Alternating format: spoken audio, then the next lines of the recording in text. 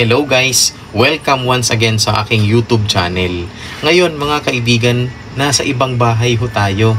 Magluluto tayo ngayon ng classic sinigang na hipon. Alright? So ngayon mga kaibigan, pinainit ko na yung ating kawali. Maglalagay ako ng canola oil. 2 to 3 tablespoons mga kaibigan.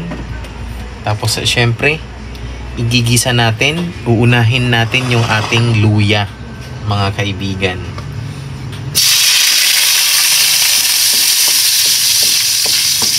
So guys, inuna na natin yung ating luya.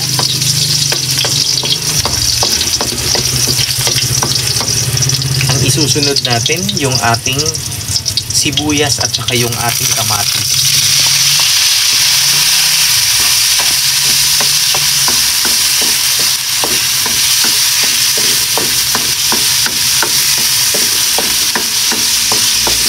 Mabilis lang din mo ito gawin mga kaibigan.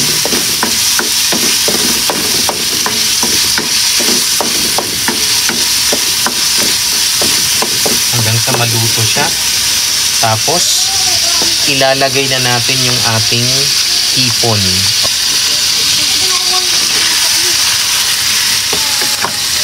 So ngayon, hahaluin na naman natin.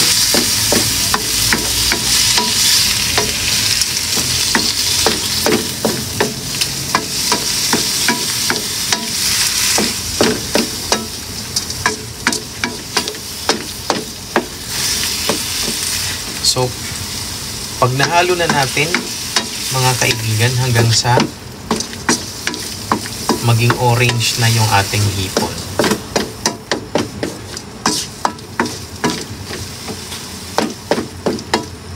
Alright.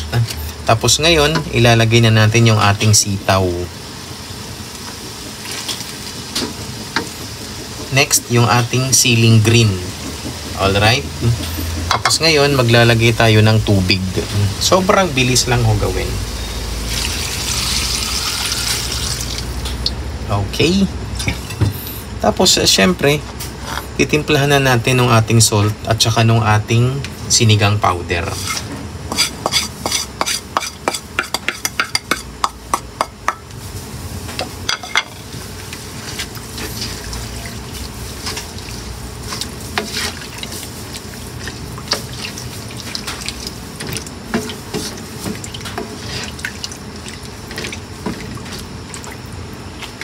Tapos, takpan lang natin hanggang sa maluto.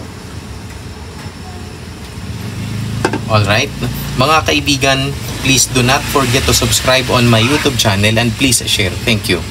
So guys, luto na yung ating hipon, luto na rin yung ating sitaw, etc.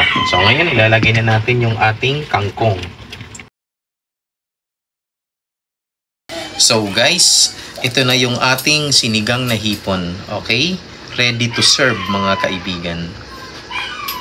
Once again, please do not forget to subscribe on my YouTube channel and please share. Thank you.